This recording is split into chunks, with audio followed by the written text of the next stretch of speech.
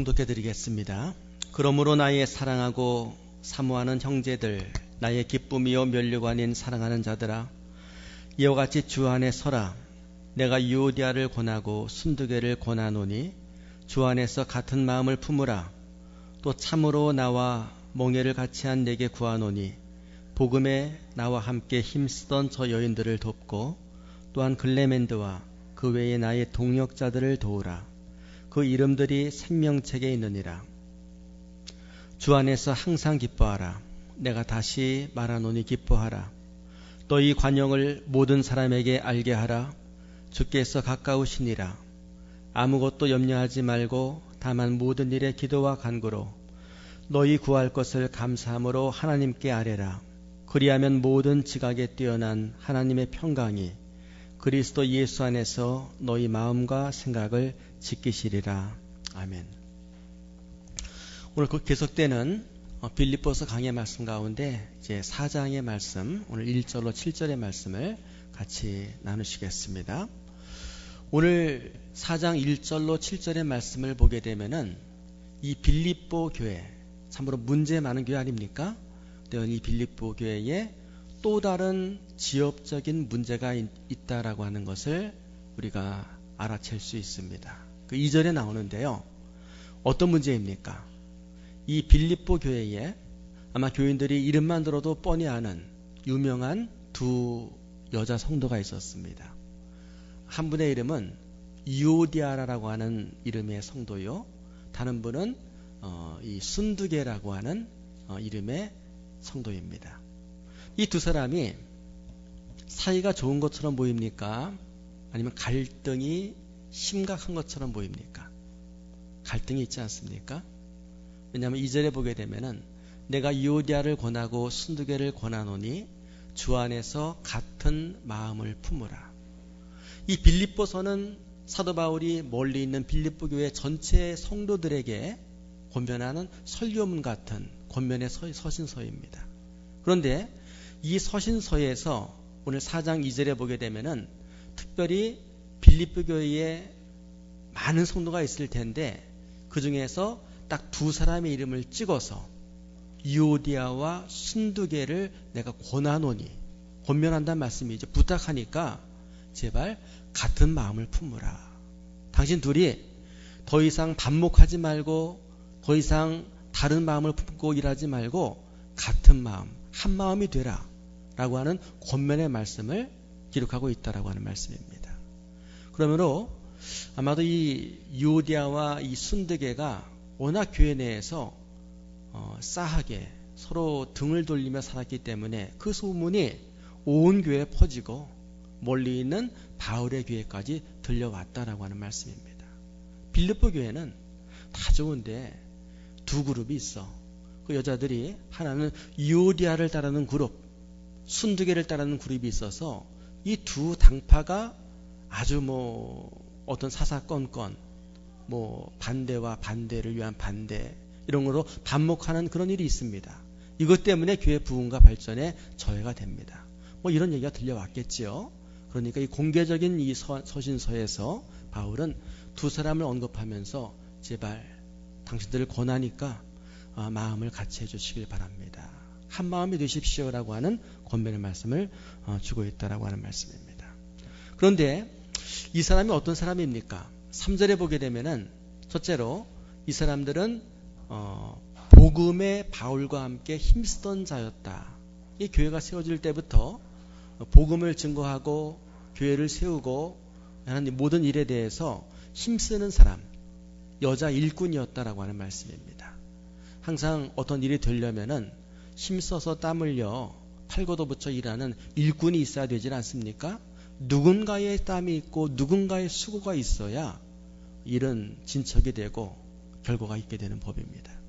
빌립보 교회가 어엿한 교회로 세워지기까지는 이 두 여자들의 이 힘씀, 이 땀 흘림이 있었다라고 하는 말씀입니다. 그러니까 온 교회가 인정하고 바울이 소개할 만큼 그들은 교회에 힘쓰는 일꾼이었습니다. 그런가 하게 되면은 이 사람들은 또 어떤 사람인가 하게 되면은 그 이름들이 생명책에 있느니라. 그들의 이름이 하늘나라 생명책에 일련번호로 기록되어 있는 그런 구원받은 성도였다. 하늘나라의 자격증, 시민권자였다라는 말씀입니다. 요즘 우리가 자격증 시대를 살고 있습니다. 요즘처럼 그 어엿한 직장과 직업을, 안정된 직업을 얻기가 어려운 이런 때에 자격증이 분명하면은 그러면은 걱정하지 않고 우리가 일정한 그 직업과 수입을 보장을 받을 수가 있습니다. 뭐 여러 가지 좋은 자격증이 있죠. 국가 공인 자격증이 있죠. 그래서 국가 공인 기술 자격증이 있고 또 국가 공인 그 전문 자격증이 있고 그런가 하게 되면은 국가 공인 민간 단체에서 주는 그런 민간 자격증이 있습니다. 여러분 자격증 몇 개 갖고 계십니까? 모두가 다 그 주민증인가요? 그건 다 갖고 있는 걸 알고 있습니다. 그러면 대한민국 국가 국민으로서 자격증 하나 있고, 그 다음에 운전하시는 분은 운전면허 그 자격증을 갖고 있을 겁니다. 자, 그 다음에 또 뭐가 있습니까? 자격증, 변호사 자격증, 또 변리사 자격증, 공인중개사 자격증, 또 의사 자격증, 또 목사 자격증, 또 뭐 항해사 자격증, 혹시 도선사 자격증 갖고 계신 분 안 계십니까? 주변에? 우리나라 국가공인 자격증 중에서 최고의 연봉으로 지금 발표되고 있는 게 도선사 자격증입니다. 큰 배가 한국에 오게 되면은 그 배를 이렇게 디테일하게 앞에서 끌어서 조그만 배로 끌어서 한국과 접안시키는 그 일하는 사람이 한 해 한 10명 정도 새로 뽑는데요. 하여튼 뭐 이것저것 다 띄고 4대 보험 띄고 뭐 다 띄고 나서 연봉으로 계산하면 1억 5천 정도가 된다라고 합니다. 그러니까 한 달에 다 띄고 1,500만 원 수입이니까 나쁘지 않죠? 아무튼 공식적인 자격증에서 제일로 많은 수입이 보장되는 게 이 도선사 자격증입니다. 비행기 뭐 운전 자격증도 있고 뭐 있을 겁니다. 뭐 배운전 자격증도 있죠. 요즘 그 도전하고 있는데 여러분들 그 자격증이 많이 있으면은 그만큼 보증을 받습니다. 근데 뭐가 있냐면은 가짜 자격증이 있는 거 아십니까? 자격증이라고 갖고 있는데 이 가짜예요. 어떻게 할 수 있습니까? 그 자격증을 발부한 해당 기관에 자격증 대장의 일련 번호와 비교해 보게 되면 가짜인지 진짜인지 알 수 있다라고 하는 말씀입니다. 우리 모든 성도에게는 하나님의 생명책에 우리는 이름이 등재되어 있어야 됩니다. 여러분의 이름 한 사람 한 사람의 개인의 이름이 뭐 예를 들어서 새로운 교회 교인들 단체로 등록되는 게 아닙니다. 이 생명책에는 어느 교회를 다니든지 교단이 어디든지 간에 당신들의 이름이, 내 이름이 여기에 일련번호로 등재되어 있을 때에 나는 생명책에 기록된 하나님의 백성이라고 우리는 구원의 자격증, 영생의 자격증을 자신할 수 있는 겁니다. 이 땅을 살아가면서 여러 가지 유익하고 좋은 자격증이 많이 있지만 이 생명책에 내 이름이 등재되어 있는 이 자격이야말로 가장 귀한 자격임을 알면서 여러분들 이것을 늘 확인하고 잃지 않는 여러분들 되셔야만 되겠습니다. 이 생명책에 기록되어 있는 이름의 소중성에 대해서 성경은 여러 곳에서 얘기를 합니다. 대표적인 것 두 가지만 소개해드리면 그렇습니다. 한번 계시록 20장 15절 말씀 같이 한번 읽어보실까요? 누구든지 생명책에 기록되지 못한 자는 불못에 던져지더라. 여러분 중요한 일입니다. 내 이름이 생명책에 기록되어 있지 못한다고 한다면 누구든지 교회를 열심히 다녔어도 그 사람이 권사, 집사, 목사로 평생을 헌신하고 큰 일을 했어도 이 생명책에 이름이 기록되지 못하면 어디에? 불못 지옥에 던져지더라 라고 말씀을 합니다. 또 요한계시록 21장 27절에 보게 되면은 또 같이 한번 읽어보십니다. 무엇이든지 속된 것이나 가증한 일 또한 거짓말하는 자는 결코 그리도 들어가지 못하되 오직 어린 양의 생명책에 기록된 자들만 들어가리라. 네, 하늘나라에 아무도 못 들어갑니다. 오직 한 가지의 자격증을 갖춰만 들어가는데 어린 양의 생명책에 이름이 기록되어 있는 사람들만 들어간다라고 하는 말씀입니다. 그러므로 우리 새롭게 모든 성도들은 늘 다른 것은 다 우리가 희미하고 확실하지 않다라고 할지라도 이 자격만큼은 내 이름이 어린 양의 생명책에 기록되어 있다라고 하는 분명한 이 컨피던스, 이 자신감, 확인만큼은 늘 할 수 있는 믿음의 사람들이 되시길 바랍니다. 이 생명책에 이름이 있지만 그러나 우리가 오늘 본문의 말씀 보게 되면은 갈등의 문제를 안고 살 수도 있다라고 하는 것을 또한 알 수 있죠. 오늘 이전에 나오는 이 유오디아와 순두계, 그의 이름은 분명히 생명책의 이름이 기록되어 있는 성도였습니다. 그러나 이 사람들에게 바울이 제발 마음이 갈리지 말고 서로 싸우지 말고 같은 마음을 품으라 라고 얘기하는 것은 그들이 하늘나라의 백성이면서도 이 땅에서 성도 간에 하나가 되지 못한 이런 죄를 지으며 살고 있던 그런 적이 있었다라는 것을 이해할 수가 있습니다. 우리가 믿음의 삶을 살면서 인간의 몸을 입고 있기 때문에 우리가 또 발을 이 땅에 딛고 이 사회 시스템 속에 살고 있기 때문에 실수하고 범죄를 범할 때가 있습니다. 그럴 때에 내가 이런 죄를 짓다니, 내가 이런 말씀을 어기는 실수를 하다니, 내가 시험 들었구나, 내가 혹시 하늘나라의 백성이 아닌가, 내가 구원받지 못했는가 라는 의심이 들 때가 있습니다. 그럴 필요가 전혀 없다라고 하는 말씀입니다. 누구든지 예수 그리스도를 자기의 구세주로 영접하고 예수님께서 나를 위해서 십자가에서 돌아가셨다라고 하는 믿음만 있으면 그 이름은 어린 양의 생명책에 등재가 되며 한 번 등재된 이름은 결코 지워지지 않는다라고 하는 그런 믿음을 갖고 늘 나는 괜찮아, 실수해도 죄를 지어도 예수님의 보혈로 내 이름이 생명책에 기록되어 있기 때문에 괜찮다라고 하는 믿음을 갖고 살 수 있는 우리가 되어야만 되겠습니다. 가끔 우리가 성도 간에 불화가 있고 또 말씀에 온전히 순종치 못하고 죄의식 속에서 시험에 빠지는 경우가 있지만은 그것은 올바른 믿음이 아닙니다. 어떤 실수를 하고 어떤 죄를 져도 하나님의 백성으로서의 이 자신감, 이것은 늘 우리가 확인할 수 있어야 됩니다. 어쨌든 오늘 이 빌립보 교회의 문제를 바울은 지적하고 있지 않습니까? 그것은 정말 유능한 성도, 여장부처럼 일꾼으로 일했던 이 두 여인이 서로 갈등을 했다. 둘이 반목 가운데 있었다라고 하는 그런 말씀입니다. 우리도 살다 보게 되면은 유능한 관계에 있어서 갈등 관계에 놓이거나 갈등 관계로 들어갈 때가 있습니다. 같은 식구든지 직장인이든지 같은 교인이든지 간에 갈등 관계가 놓일 수 있는데 그 이유가 무엇입니까? 오늘 또 말씀이 갈등에 관한 말씀이기 때문에 갈등의 원인에 관해서 쭉 이렇게 책을 찾아보고 읽어봤더니 한 7가지의 갈등의 원인이 있더라고요. 첫째는 반감이 있습니다. 뭐 특별한 이유 없이 그냥 초면부터 괜히 싫어지는 그런 사람.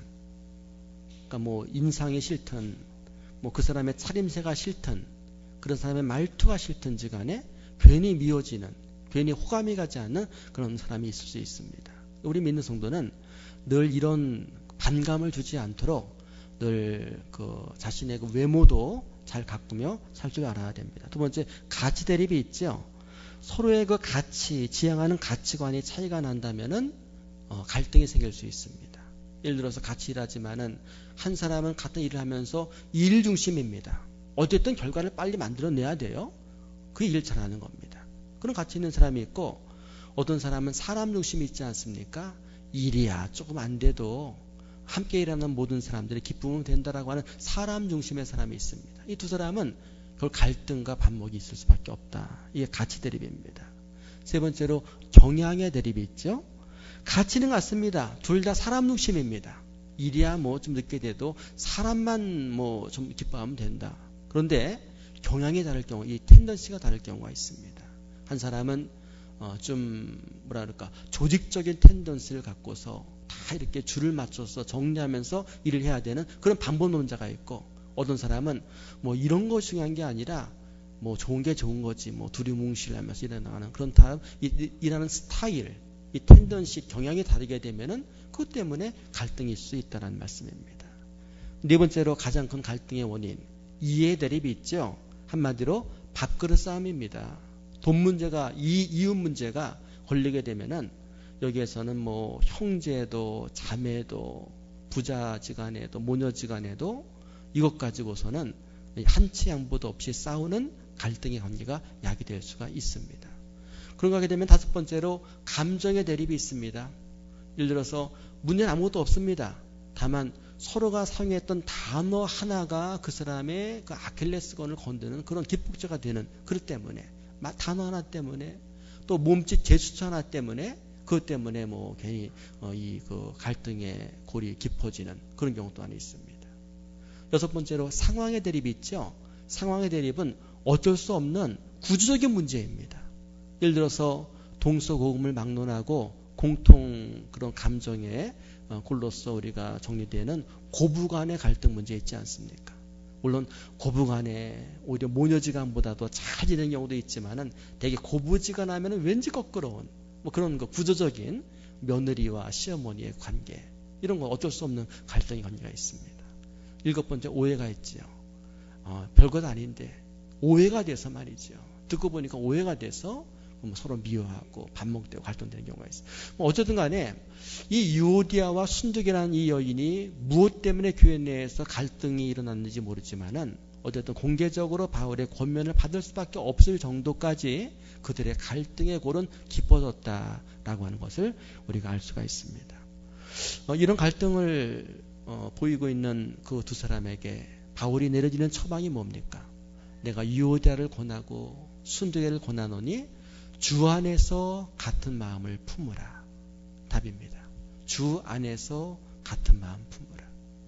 각자의 입장을 생각하면은 반감이 생기고 가치 대립이 생기고 오해가 생기고 상황 속에서 네가 그럴 수 있어 세상에 뭐 이렇게 하면서 오해할 수 없지만은 주 안에서 그리스도 안에서 같은 마음을 품을 수 있다. 그러면 주 안에서 같은 마음을 품으라 라는 권고의 말씀을 주고 있다는 말씀입니다. 우리가 함께 일하다 보게 되면은 세상 일이든 교회에서 하나님의 일이든지 간에 의견이 갈릴 수가 있습니다. 성도와 목사 간의 의견이 갈릴 수도 있지요. 또 성도와 성도 간의 의견이 갈릴 수도 있습니다. 의견 갈리는 것은 죄가 아닙니다.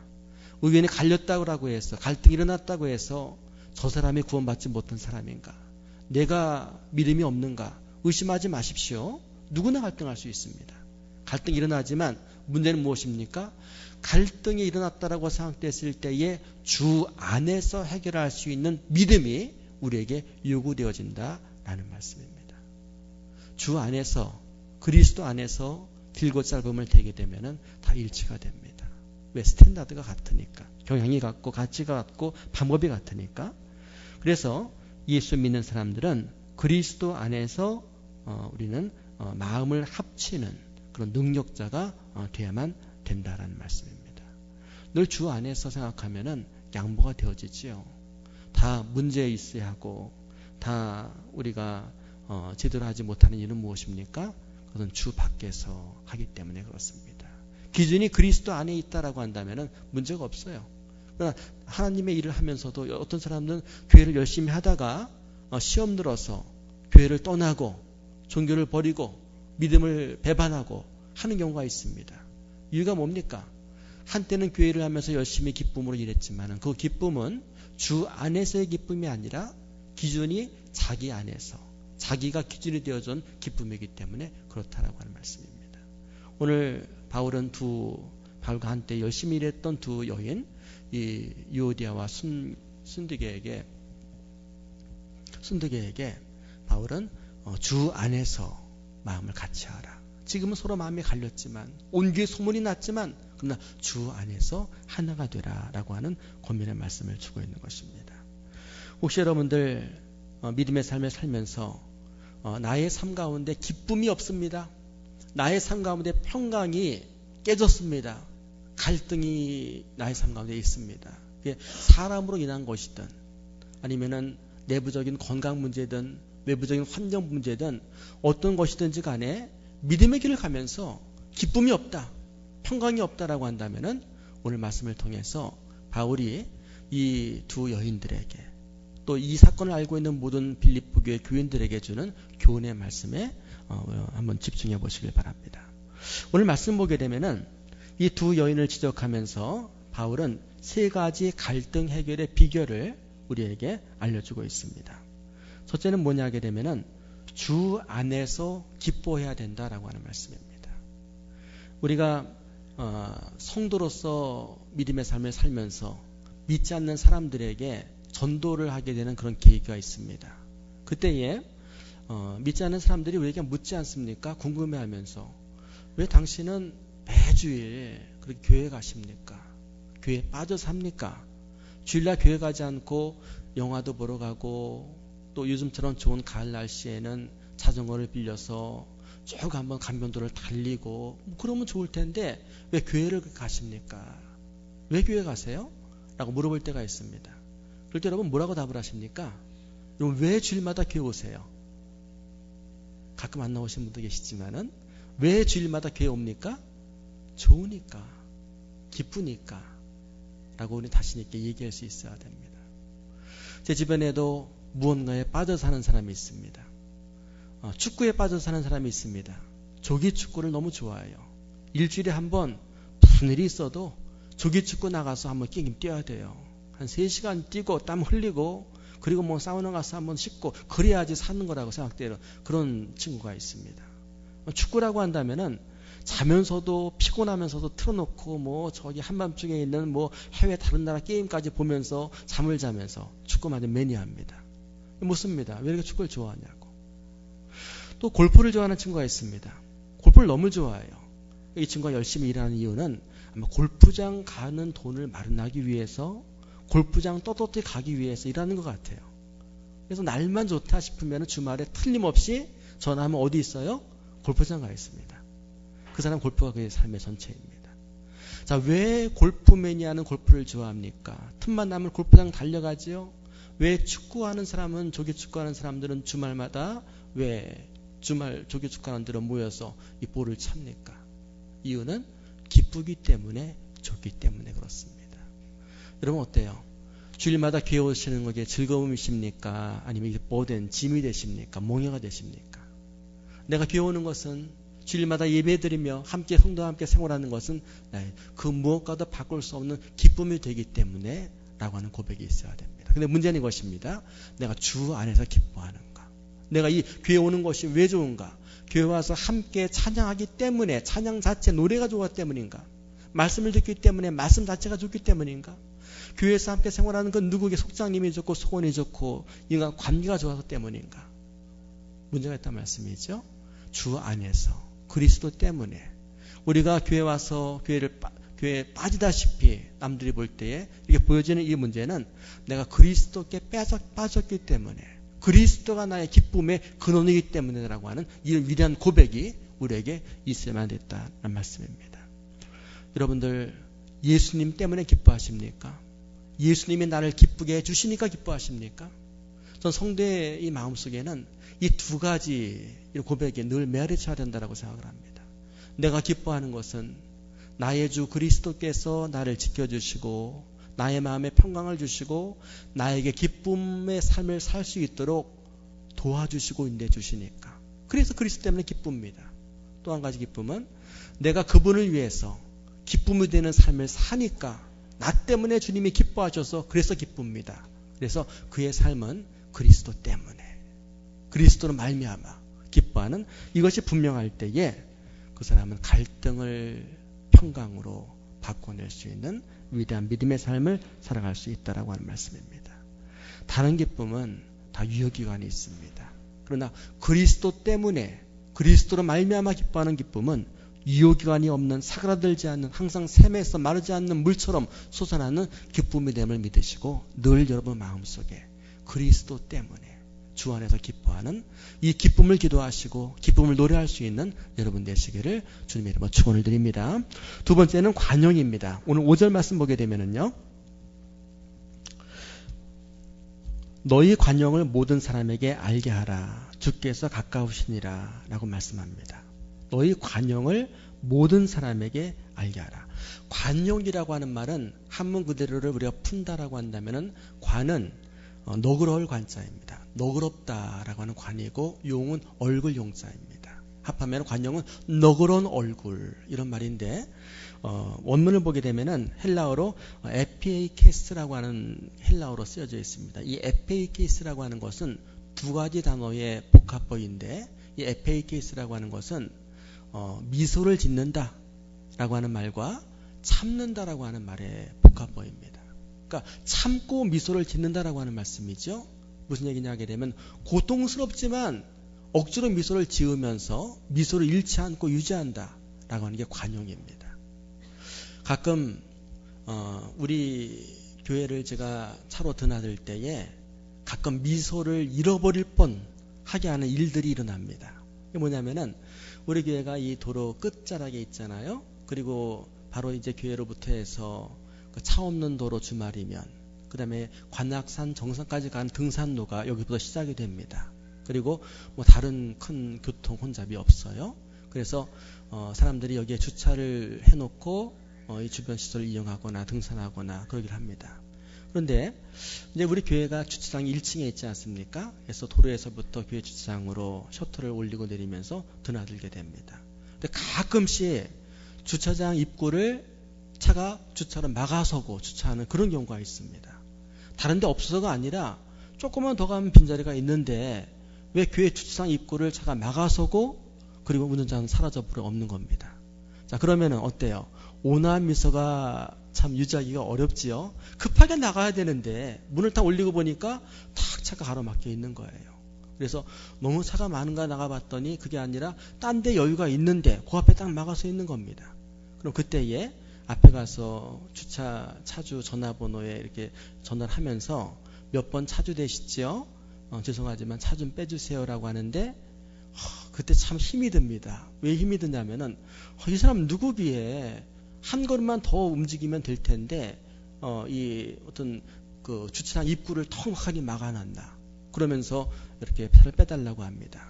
근데 그때마다 노력을 합니다. 왜 노력하냐 하게 되면은 혹시나 차를 빼달라고 하는 제 목소리에 힘이 들어가지 않도록 처음에 이제 여기 그 교회가 우리 교회 처음 세워진 후에 몇 번은 그냥 보통 생활하듯이 말이죠. 집 앞에 주차하면 빼라 그러잖아요. 그런 말투를 했다가 조금 언성이 높아진 적이 몇 차례 있습니다. 왜냐면은 사람들이 교회 입구 주차를 막고 있으면서도 뭘 기대하냐 하게 되면은 여기는 일반 집이 아니고 일반 상가가 아니고 교회니까 이렇게 해놔도 크게 화 안 내겠지 뭐 이렇게 아마 생각하는 것 같아요. 기대하는 것 같습니다. 그것도 모르고 처음에 차 좀 빼주세요 뭐 했다가 가끔 늦게 나오거나 가끔 해서 이렇게 얼굴 붉힐 뻔한 그런 일들이 좀 있습니다. 요즘에는 어떤 일이 있어도 전화할 때에 공손한 마음으로 죄송스러운 마음으로 정말 주차를 이렇게 교회 앞에 해주셨는데 빼주시기를 제가 요청하기가 참 거북스러웠지만 그래도 꼭 나가야 되니까 안 나가면은 뭐 지하철 타고 버스 타고 한참 늦게 되니까 어쩔 수 없이 차를 조금만 빼게 해주세요. 이런 투로 전화를 하게 됩니다. 이유가 뭐냐면 관용 때문입니다. 교회 이미지가 있잖아요. 교회라고 하는 이미지가 있고 예수 그리스도 믿음의 사람의 이미지가 있습니다. 바라기는 오늘 본문의 얘기는 두 번째는 그렇습니다. 우리 믿는 성도가 갈등 없이 살려면은 사람과 사건의 갈등이 없이 살려면은 관용을 소지한 성도 이 관용을 모든 사람들에게 인정받는 정도의 삶을 살아야만 된다라고 하는 말씀입니다. 너희 관용을 모든 사람에게 알게 하라. 가끔 우리가 좋은 사람이다라고 하는 칭찬을 받을 때가 있습니다. 그런데 누구에게는 좋은 사람이라는 소리를 듣지만 또 다른 그룹에게는 그렇지 못한 경우 안 듣는 말씀이지요. 어떤 사람에게는 후한데 어떤 사람에게는 야박하다. 이런 것은 관용이 아니다라고 하는 말씀입니다. 그리스도의 은혜를 입은 모든 성도는 은혜 입은 자로서 이 관용을 모든 사람들에게 소문으로 드러낼 정도의 믿음의 삶을 살아야만 된다라고 하는 말씀입니다. 그럴 때에 갈등이 없는 늘 평강과 평안을 유지하는 기쁨의 삶을 살 수가 있다라고 하는 말씀입니다. 여러분 양보하며 사시길 바랍니다. 억울한 일 많이 있으시죠? 분통이 터지시죠? 가슴이 막 미우시죠? 그러나 그리스도인으로서 그리스도께서 내게 보여주신 관용을 본받아 나 역시 모든 사람들에게 이 관용을 나타내는 그런 삶을 살기 위하여 기도하고 자신을 또 실현하는 믿음의 사람이 되어야 되겠다라는 말씀입니다. 세 번째로 세 번째는 감사로 기도하는 것입니다.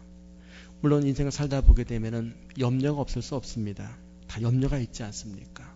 혹시 살아오시면서 올 한 해에 큰 염려거리, 걱정거리가 생기신 분, 또 지난 한 주간 동안 또 예상치 못했던 그런 새로운 염려, 걱정거리가 생긴 분이 여러분 가운데 계실지 모르겠습니다. 자, 염려라고 하는 것은요, 인생을 살아가면서 우리가 면제받을 수 없는 그런 동북들입니다. 그런데 사람이 왜 염려합니까? 염려하는 이유는 두 가지입니다. 염려거리가 생겼으니까 염려하는 거죠. 괜히 염려합니까? 두 번째는 염려거리가 생길까봐 염려하는 겁니다. 괜히 염려하는 경우는 없습니다. 뭔가 안 좋은 일이 생길 것 같아요. 뭔지 모르지만 그런 느낌 때문에 염려가 되기도 하고, 실제로 터졌으니까, 문자가 왔으니까, 전화가 왔으니까, 그런 편지를 받았으니까, 그런 소리를 들었으니까 그것 때문에 염려하게 되는 그 팩트가 있는 염려가 있다라고 하는 말씀입니다. 자, 그런데 오늘 말씀 4장 6절 말씀 보게 되면은 뭐라고 말씀하십니까? 우리 한번 같이 한번 빌립보서 4장 6절 말씀 같이 한번 읽어보시겠습니다. 시작. 아무것도 염려하지 말고 오직 모든 일에 기도와 간구로 너희 구할 것을 감사함으로 하나님께 아뢰라. 여기 보게 되면 아무것도 그 다음에 모든 일에 라고 하는 부사를 읽어볼 수가 있습니다. 아무것도가 뭡니까? anything, 모든 일에, everything, 모든 어떤 염려든지 간에 any problem, every problem, 모든 것이 있다라고 한다면은 그것을 감사함으로 하나님께 기도로 간구하라, 기도로 해결하라라고 하는 그런 말씀입니다. 성도에게 있어서 기도는 최초의 수단이고 최후의 수단입니다. 평온할 때 미리 기도하고, 문제가 생겼을 때 기도로서 가장 효과적으로 최고의 방법으로 그 문제를 해결할 수 있는 그런 특권이, 그런 요령이 우리 성도에게 있다라고 하는 말씀입니다. 그래서 기도하면은 반드시 응답되어진다 라는 것이 생명책의 이름이 기록되어 있는 성도의 특권입니다. 여러분, 이런 특권을 누리고 사십니까? 기도하시고 응답이 여러분 상관에 있으십니까? 그렇기 때문에 여러분의 찬양의 소리가 깊어지고 찬양의 그 가사가 더 풍부해지는 그런 삶이 여러분에게 있냐라고 하는 말씀입니다. 저는 늘 기도하는 게, 저와 우리 성도들의 삶 가운데 늘 기도로 응답으로 인한 믿음의 깊어짐, 그런 하나님의 살아계심에 대한 체험이 늘 삶 가운데 충만하게 되기를 늘 기도하고 또 바라고 있습니다. 이것이 없이는 믿음의 삶이 얼마나 힘이 있는지 몰라요. 하나님께서 과연 살아계시구나, 그 하나님께서 나를 사랑하시는구나, 날 이렇게 세심하게 보호하시고 인도하시고 살펴주시고 공급해 주시는구나라고 하는 체험이 우리 삶 가운데 있을 때에 우리 믿음은 깊어집니다. 흔들리지는 않습니다. 견고해진다라고 하는 말씀입니다. 그런데 목회자로서 오랫동안 믿음의 목회를 하면서 느끼는 게 뭐냐 하게 되면은, 같은 하나님을 믿는데 응답받지 못함으로 흔들흔들 믿는 사람들이 의외로 많더라라고 하는 말씀입니다. 혹시 여러분 그런 경험이 있으십니까?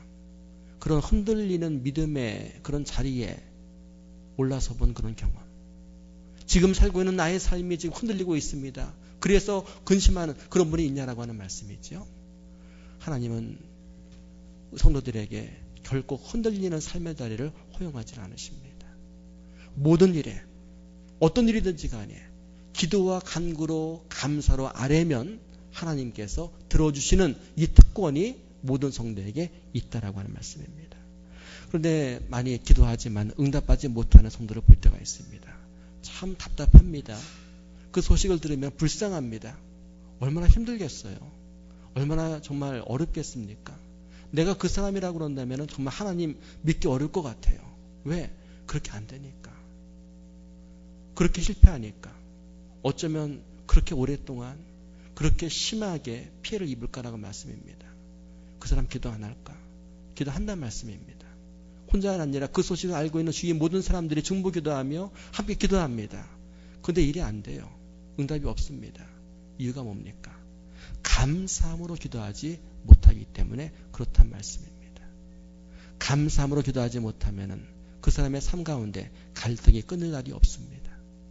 오늘 이 세 번째 갈등을 피하는 바울의 기원, 오늘 말씀의 세 가지 기원을 통해서 여러분들에게 정말 아무것도 염려하지 말고 살 수 있는 그 방법, 오직 모든 일에 기도와 간구로 우리 구할 것 모든 것을 감사함으로 아뢰고 받을 수 있는 이 삶에 관해서, 이런 기도 방법에 관해서 말씀을 드리며 오늘 말씀을 마칠까 합니다. 이제 잠시 후면은 이제 감사절이 우리에게 이제 옵니다. 그럼 우리 감사주일로 한 해의 삶을 감사 예배로 드리지 않겠습니까? 그 주일에 정말 진정으로 풍성한 감사 제목을 위해서 오늘 빌립보 4장 6절의 이 말씀에 근거한 그런 감사의 기도를 드리며 사는 여러분 되시길 바랍니다. 여기서 말하는 것은 세 가지 감사입니다. 범사에 감사라고 하는 말씀입니다. 범사에 감사. 범사에 감사는 뭡니까?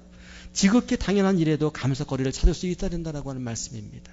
범사라고 하는 것은 아침에 깼을 때 일어남에 대한 감사입니다. 아침 밥을 먹으면서 매일 먹는 밥이지만 그러나 이 밥에 대한 진정한 감사입니다. 내가 손을 씻으면서 물만 틀면 나오는 이거는 물이지만 그 물에 대한 감사, 범사에 감사하는 성도의 감사가 필요합니다. 두 번째는 뭐냐 하게 되면은 돌이켜 감사하는 겁니다. 돌이켜 감사한다라고 하는 것은 나쁜 조건, 피해된 상황 이런 것들도 돌이켜 감사할 줄 아는 성도가 되어야 된다는 말씀입니다. 갑자기 살다가 법원에 통지를 받았습니다. 그동안 내가 정말 피땀 흘려 아껴 쓰지 않고 벌어놨던 재산의 절반을 내라라고 하는 그런 선고입니다. 그런 그 차압상을 받았습니다. 감사돼야 안 돼요? 안 되잖아요. 그것은 불행입니다. 눈물 나는 일입니다. 그러나 그럴 때도 돌이켜 감사하는 겁니다. 돌이켜 감사가 뭡니까? 이번 통고를 통해서 내 전 재산이 아니라 절반의 재산만 절반을 남겨주시니 감사하는 이 돌이키는 감사. 물론 성도가 인간의 몸을 입고 살기 때문에 이를 만나게 되면은 마음이 무너지고 억장에 내려앉고 하는 일들을 우리가 피할 수 없다라고 하는 말씀이죠. 그러나 성도는 돌이킬 줄 알아야 됩니다. 울었지만 힘들지만 쓰리지만 돌이키는 겁니다. 그럼에도 불구하고 생명을 유지시켜 주신 하나님께 감사하며 그럼에도 불구하고 나에게 다른 기회를 주신 하나님께 감사하는 돌이키는 감사. 이것이 바로 응답받는 성도의 갈등을 피하는 기도의 방법일 것입니다. 돌이켜 감사하시기 바랍니다. 세 번째는 미리 감사하는 겁니다. 오늘 말씀은 분명히 우리에게 말씀하십니다. 아무것도 염려하지 말고 오직 모든 일에 기도와 간구로 너희 구할 것을 감사함으로 하나님께 아뢰라. 어떻게 구해요? 감사함으로. 참 어려운 일이지만은 하나님께서 기도하면은 주실 거로 믿고 미리 감사하며 미래지향적으로 기도하라라고 하는 말씀입니다. 하나님의 예비된 은혜의 선물이 반드시 올 것을 믿고 믿음으로 감사하는 것 참 중요합니다. 가끔 이제 중보기도의 제목을 상담을 통해서 들을 때가 있습니다. 큰 문제를 만나고 성도가 이제 면담 요청을 하고 그와 이제 오랫동안 그 얘기를 나누게 됩니다. 그러면 들어보면 참 하나님의 도우심이 없이는 안 되겠어요. 그분의 가정에. 그럼 우리 같이 기도합시다라고 이제 같이 기도하고 얘기를 합니다. 그러면 기도할 때에 그분을 이제 보내기 전에 이제 기도를 합니다. 하나님, 이분에게 이런 문제가 있습니다. 하나님의 전능한 능력과 사랑으로 이 문제를 신속히 해결해 주시옵소서라고 하면 아멘을 하십니다. 믿습니다. 그리고는 메일을 보내오시고 문자를 보내오실 때에 지금 힘들지만 지금 어두운 터널을 지나고 있지만 하나님의 도우심으로 이 터널이 곧 끝나며 더 밝은 세상이 올 것을 믿습니다라는 그런 얘기를 들을 때 얼마나 감격이 되는지 모릅니다. 이게 잠깐이에요. 얼마 지나지 않아서 근데 왜 그럴까요? 이런 일이 더 덮친 일이 생겼습니다 라고 하면서 근심으로 눈물로도 문자를 보내고 소식을 보내오는 경우가 있습니다. 미리 감사로 기도하지 않았다라고 하는 말씀이죠. 전능하신 하나님께서 주실 것을 미리 믿고 감사로 기도했을 때 하나님 주시는 분입니다. 하나님은 우리가 속일 수가 없지 않습니까? 기만할 수가 없지 않습니까? 내가 지금 아멘했지만 그 속에 아멘했지만 안 될 수도 있다라고 하는 가능성, 안 이루어질 수도 있다라고 하는 그런 그 불확실성, 이런 것을 기도하게 되면 하나님의 은혜의 선물이 그 사람에게 응답되지 않을 수도 있다라고 하는 말씀입니다. 오직 모든 일에 기도와 간구로 우리 구할 것을 하나님께 아뢰일 때에 감사함으로 구할 수 있는 여러분 되시길 바랍니다. 어떤 기도든지 간에 주실 것을 믿고 기도하십시오. 내가 기도한 그대로 주실 것을 믿고 내가 기도한 그대로 내가 원했던 그 시점에 주실 것을 믿고 기도하는 이 감사의 기도가 필요합니다. 문제는 내가 원했던 시점에 원했던 방법대로 오지 않았을 때에도 감사할 줄 알아야 되지요. 왜 감사합니까? 더 좋은 방법으로 더 완벽한 타이밍에 주실 것을 믿기 때문에 우리 감사하는 것입니다. 자, 이제 오늘 말씀 마지막 절 같이 보시면서 마치겠습니다. 오늘 말씀 7절 보게 되면은 그리하면 모든 지각에 뛰어난 하나님의 평강이 그리스도 예수 안에서 너희 마음과 생각을 지키시리라라고 말씀을 합니다. 근데 우리가 미리 믿고 범사에 돌이켜 미리 감사하게 되면 하나님께서 들어주시고 평강을 주시는데 하나님은 나의 지각대로 나의 지혜대로 주시는 것이 아니라 당신의 지각, 뛰어난 지각대로 하나님의 평강을 우리에게 주신다라고 하는 말씀입니다. 내가 구하는 방법 그대로 주시는 것이 아니라 그보다 훨씬 뛰어난 전능하신 하나님의 지각대로 하나님의 응답이 우리에게 평강으로 우리의 마음과 생각을 지킬 줄을 믿고 늘 범사에 기도하시고 또 돌이켜 기도하시고 또 미리 기도할 수 있는 여러분 되시기를 주님의 이름으로 축원을 드립니다. 기도하시겠습니다. 우리 잠깐 자리에서 일어나셔서 오늘 우리에게 주신 이 말씀, 두 여인의 이 갈등, 좋은 교회를 다니고 있지만은 이 두 여자는 갈등하고 있지 않습니까? 이 갈등처럼 우리도 좋은 나라의 국민으로 살고 있으면서 또 좋은 교회, 좋은 신앙의 조건, 좋은 가정을 갖고 있으면서도 갈등하는 그런 삶을 우리에게 있는지 모르겠습니다. 그렇다라고 한다면은 내가 과연 왜 갈등을 일으키고 있는가? 나의 이 갈등을 일으키게 했던 평강을 뺏어갔던 그런 일들은 무엇이었는가? 오늘 말씀을 기억하면서 한번 이 시간 자신을 돌아보는 그런 기도를 한번 들어보는 시간 갖도록 하겠습니다. 반주해 주시고